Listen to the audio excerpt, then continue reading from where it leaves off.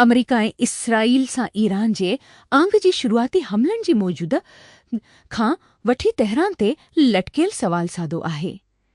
In charge केरु आहे? रस्मी तौर ते जवाब वादह आहे। 28 फ़ेब्रुवरी ते जंग जी पहिरें ॾींहं ते पंहिंजी वालिद अली ख़ामना ई जी क़त्ल खां पोइ मुज्तबा ख़ामना ई सुप्रीम लीडर जो किरदारु संभाली वरितो आहे। इस्लामी जमहूरी निज़ाम में उहो मौक़िफ़ फ़ैसिलो कंदड़ हूंदो आहे। लीडर वटि तक़रीबन कंहिं बि अहम शइ ते आख़िरी लफ़्ज़ आहे। जंग, अमन ऐं रियासत जी स्ट्रेटेजिक हदायत। यूरोपी यूनियन जे एंटी फ्रॉड ऑफिस लॉर्ड पेटर मेंडलसन जी बाज़ाब्ता जाच शुरू करे छॾी आहे, जंहिं खे अमेरिका में बरतानिया जी सफ़िर जी अहदे तां बरतरफ़ कयो वियो हो। हिन जी लाॻापन ते देर सां जिन्सी मुजरिम जेफरी एप्स्टन सां लाॻापन थी। लॉर्ड मेंडलसन 2004 खां 2008 ताईं यूरोपी वापारी कमिश्नर तौरु कमु कयो। यूरोपी कमीशन 2 महीना अॻु यूरोपी एंटी फ्रॉड ऑफिस ओलाफ खे 4 सालनि जे अरसे दौरान बदइंतिज़ामी जे इल्ज़ामनि जी जाच लाइ चयो।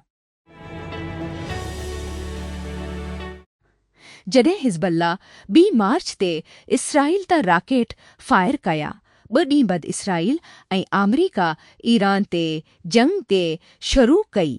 नतीजे में इसराइली ऑपरेशन ग्रुप खे तबाह करण लाइ जल्दी हिकु मिशन बणिजी वियो, ॾखण लबनान जे हिसे खे बराबरि करण जो मिशन। जीअं त इसराइली जंगी जहाज़नि सॼी मुल्क में हवाई हमला कया, सपाही ॾखण में वधीक इलाइक़ो कब्ज़ो कयो। ज़मीनी ऑपरेशन ग़ज़ में ॾिठल माण्हुनि जी ज़ाहिर थियण शुरू कयो। बिल्डोज़र इमारतनि खे भञी छॾिया ऐं सॼी ॻोठनि खे ज़मीन ते तबाह करे छॾियो। यूक्रेन रूस खे वॾी पैमाने ते नफ़ी खां महरूम करण में कामयाब थी वियो आहे, जेको हिन मार्च ऐं अप्रैल दौरान तेल जी बरामदात मां हासिल कयो हूंदो। जीअं ख़लीज में जंग क़ीमतूं $100 फ़ी बैरल खां वधी वियूं, ज़रियनि जो हिकु सिलसिलो ॿुधायो। यूक्रेन 21 मार्च ते रूसी बंदरगाहनि ऐं एनर्जी इंफ्रास्ट्रक्चर जे ख़िलाफ़ डिघी रेंज वारी हड़ताल वारी मुहिम खे तेज़ करे छॾियो त जीअं रूस खे टैंकर्स ते तेल लोड करण खां रोकण ऐं रूसी तेल ते अमरीकी पाबंदियुनि जे मुअतली खे रद्द करण लाइ, जेका 2020 खां मौजूदु हुई। इस वक्रो थियल मशीननि जी घटिताई जी विच में एबीबी खे सैलाब करे रहिया आहिनि, जेके ओपन किलो वांगुरु डिवाइस AI मॉडल हलाइण लाइ हिकु पसंदीदा औज़ार बणिजी चुका आहिनि। रिपोर्टुनि इशारो कयो वियो आहे त 599 एमचर Mac mini base model 600 giga RAM 255 giga storage सां एप्पल जी परचून वेबसाइट ते वकिरो कयो वियो आहे। पहुचाइण या इन स्टोर खणण जी इख़्तियारनि सां गॾु खे घटि बाद में वधायो वियो आहे। बुनियादी मॉडल जी ॿिनि तरतीबनि ताईं क़त नज़र मेमोरी जी मिक़दार जी चूंडियल। हे पहिरियों भेरो आहे जो बुनियादी मॉडल विकिरो कयो वियो आहे, कुझु दुकाननि नोट कयो। कीअं खां अलावा मॉडल एल स्टोरेज सां कुरेकीअ मथी सिर्फ़ु जून में शुरू थींदड़ बीड़ लाइ दस्तियाब आहिनि। कस्टम इख़्तियारीन दवासाज़ी जी शबी में इस्तेमालु थींदड़ शीशी जी नलकनि ऐं शीशी जी इम्पोल जी दरामदी क़दरनि ते नज़रथानी कई आहे। ताज़ाकारी क़ीमतुनि जी हालतुनि खे इकासी करण लाइ हिकु नई क़ीमत जी हुक्मरानी जारी कंदी। कराची में directorate general of custom valuation विश्च जी वैल्यूएशन रोलिंग नंबर 268 ज़रिए तब्दीलियुनि जो ऐलान कयो, जंहिं में चीन ऐं यूरोप मां दरामदात शामिल आहिनि। चीन जो पहिरियों परीशेट जी टेस्ट नेटवर्क सरकारी तौर ते अंगारी ते नाजिंग में ऑपरेशन शुरू कयो, जेको ओभर चेजी जी जांगसो सूबे में वाक़िअ आहे। नू नेटवर्क जी टेक्नोलॉजीज़ खे मौजूदा 5G फ्रेमवर्क सां गॾु करे थो ऐं ईंदड़ नस्ल जी मुवासिलाती सलाहियतुनि खे जांचण लाइ ठहियलु आहे। ईरान जी परॾीह वज़ीर सईद अब्बास इराक़ची अॼु तस्दीक़ कई आहे त हू इस्लामाबाद, मस्कत ऐं मास्को जो सिफ़ारती दौरो करे रहियो आहे।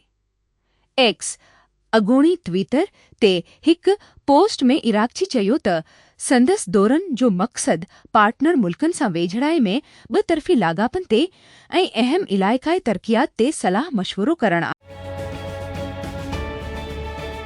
अमरीकी इंसाफ़ खातो पंहिंजी तहक़ीक़ात खे फेडरल रिज़र्व जी चेयरमैन जेरोम पावल ते ख़तमु करे रहियो आहे।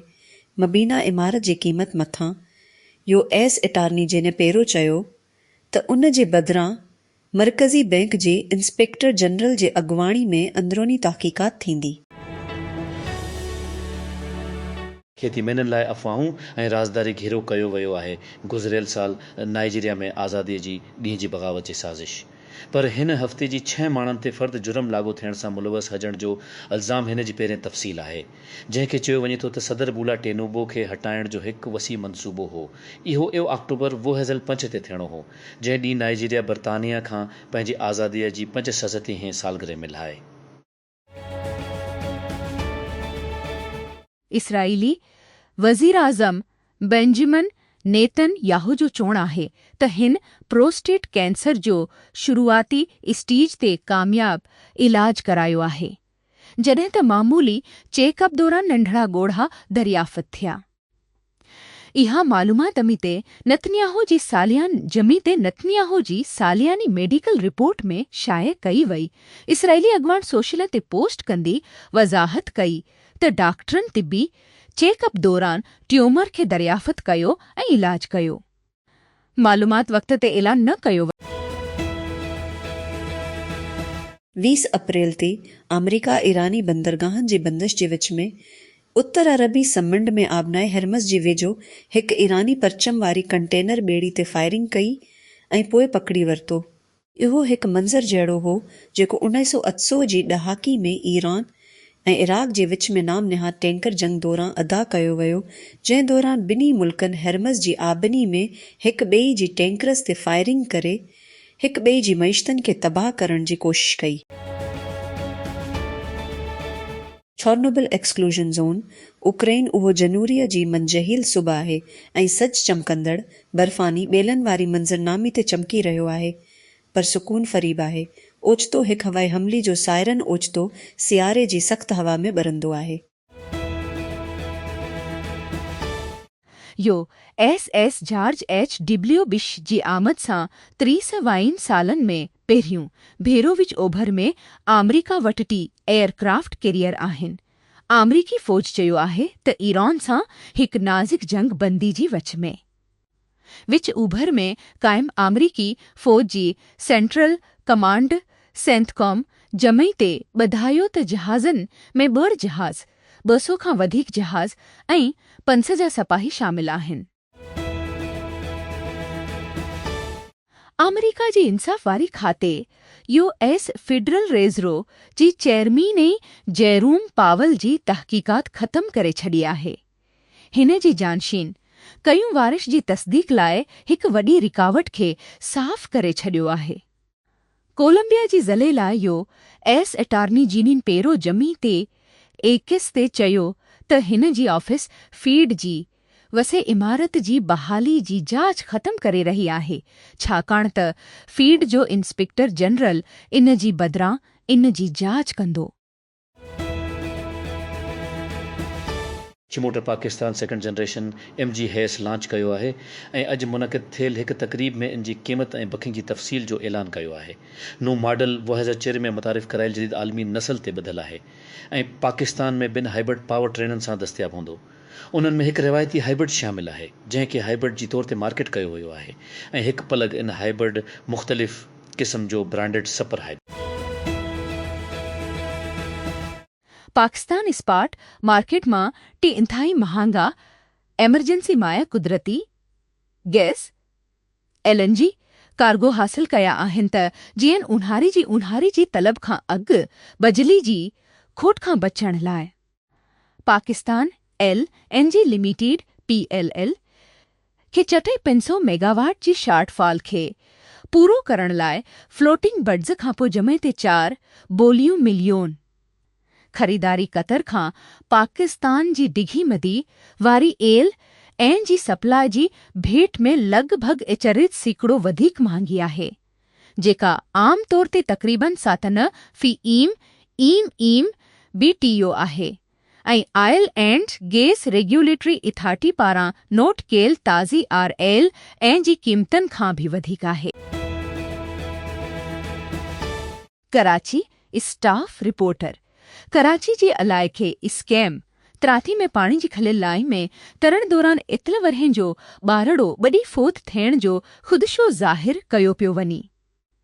रेस्क्यू ऑपरेशन जी निगरानी कंदड़ एस्ट डिप्टी कमिश्नर डीस नसराल्ला इबासी डान खे ॿुधायो त ज़ाहिद मोहम्मद ख़ान नाली छोकिरो रात बेवगी Karachi water and sewerage corporation KBVSC जी लाइन में तरण दौरान ॿॾी वियो।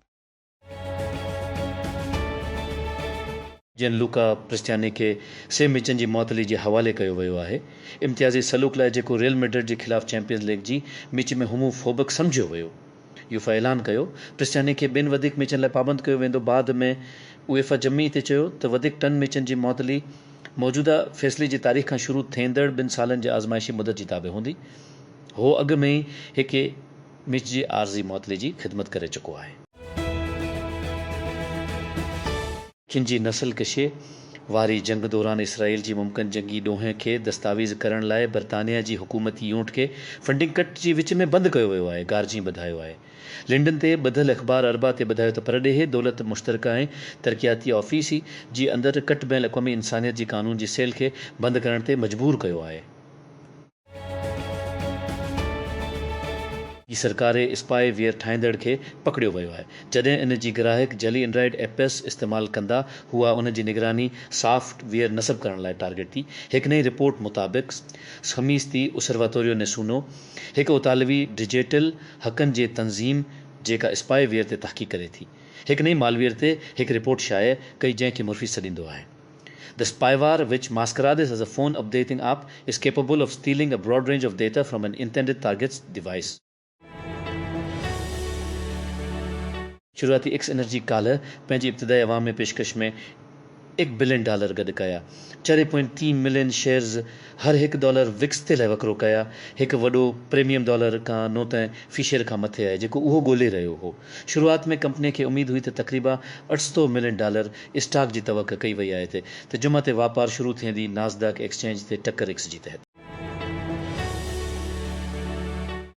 बोल्ट ग्राफिक्स ऐलान कयो आहे मुकमल थियल टैप आउट हिकु टेस्ट चिप पंहिंजी ज़ीयूस जी PU लाइ कंपनी जी पहिरें हरकत खे निशान लॻायो एफहेजिया एमुलेशन खां ठाहियल सिलिकॉन ॾांहुं। कैलिफोर्निया जी बुनियाद ते शुरूआती चयो त आर्किटेक्चर 7 भेरा घटि कंप्यूटिंग क़ीमत पहुचाए सघे थी। पाकिस्तान जे टेक्सटाइल इंडस State Bank of Pakistan SGP ते ज़ोर ॾिनो आहे त बरामदाती रिफाइनांस जे सहूलतनि खे वधायो वञी वधंदड़ लाॻत ऐं बरामद कंदड़नि ते वधंदड़ माली दॿाउ जो हवालो ॾींदी। SBP जे गवर्नर खे लिखियल ख़त में all Pakistan textile mills association APTM चयो आहे त शोबो तवानाई जी इयाली क़ीमतनि सप्लाई चेन में रिकावटूं ऐं आलमी गैर यकीनी सूरतहाल सबबि कमु कंदड़ सरमाए जे वधंदड़ रिकावटनि खे मुन ॾेई रहियो आहे।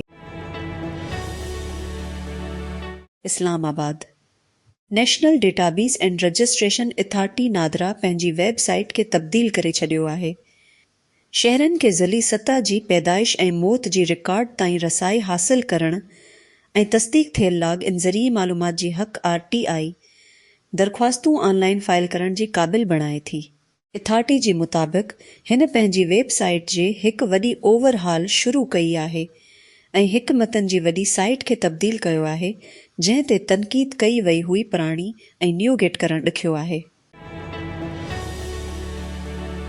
इस्लामाबाद 28 महीननि जी वक़फ़ी खां पोइ सरकारी तौर ते हलंदड़ पाकिस्तान LNG लिमिटेड PLL जमी ते $27 अप्रैल ऐं 8 मई जे विच में तरसील लाइ $97 खां $38 fee million British thermal unit MMBTU ते 2 बोलियूं हासिल कयूं।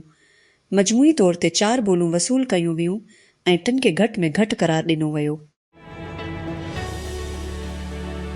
कि world wide front for nature Pakistan जा रखे पी जमी ते इस्लामाबाद जी मार्गला हेल्थ जी दामन में तरक़ियाती कमनि मां मुमकिन तौर ते नाक़ाबिल वापसी ख़तरनि ऐं माहौलियाती तबाही खे अजागर कयो। अहिड़े समूरे तजवीज़ कयल ऐं जारी सरगर्मी खे मुअतल करण जो मुतालबो कयो। शफ़ाफ़ माहौलियाती जाइज़ी जी इंतज़ार में कंज़र्वेशन ऑर्गेनाइज़ेशन जो काल्टन ॾींहुं बाद आयो जॾहिं घरो वज़ारत ऐलान कयो त मार्गला हेल्थ जी दामन में खज़त कनाल ते पखड़ियल हिकु नओं पार्क ठाहियो वेंदो। घाना ॾखण अफ्रीका जे अला नुमाइंदी खे मुल्क में तलब कयो आहे। डजारण ऐं एज़ा जी कारवायुनि बाबति ॿुधायो वियो आहे ॾखण अफ्रीकी क़ौम में पंहिंजी शहरीन ऐं ॿियनि अफ्रीकी मुहाजिरनि ख़िलाफ़। हिन हफ़्ते जी शुरूआति में वीडियो क्लिप्स ऑनलाइन शेयर कयूं वयूं आहिनि जिन में वैगनल्टी ग्रुपनि ते हमिलो ऐं उन्हनि खे मुन ॾियण वारनि माण्हुनि जो ख़्यालु आहे त इहे ॾखण अफ्रीका में गैर क़ानूनी तौर ते हुआ। उन्हनि मां हिक में इहे हिकु घाना जी इंसान खे पंहिंजे हैसियत ते चैलेंज कनि था। हिकु अमरीकी सदर खां ऐं ॿियो हिकु रूसी मुबसर खां इतालवी वज़ीर आज़म जॉर्जिया मेलोनी ते फाथल नज़र अचनि था। घटि में घटि हिन जे कुझु नक़ादनि खे हिन जी पोयां मुतहिद कंदी। गुज़िरियल हफ़्ते अमरीकी सदर डोनाल्ड ट्रंप जेको तारीख़ी तौर ते इटली जी क़दामत पसंद अॻुवाण सां वेझी तालुक़ रखे थो मेलोनी खे नाक़ाबिल क़बूल करार ॾिनो जॾहिं हू हिन जी पोपलियो चोटे जी तनक़ीद ते हिन जी साम्हूं बीठो। इमल ख़लील 10 ॾींहं जी जंग बंदी दौरान ॾखण लबनान में इसराइली हवाई हमले जी रिपोर्ट कंदी मारिजी वियो। हो हिन साल लबनान में क़तल थियल नाइंसाफ़ी आहे। जीअं लबनान हिन खे दफ़न करे थो ऐं जंग बंदी खे वधाइण ते ॻाल्हियूं जारी आहिनि। हिन जी मौत एहतिसाब जे इम्काननि बाबति छा चवंदा आहिनि? हिन क़िस्त में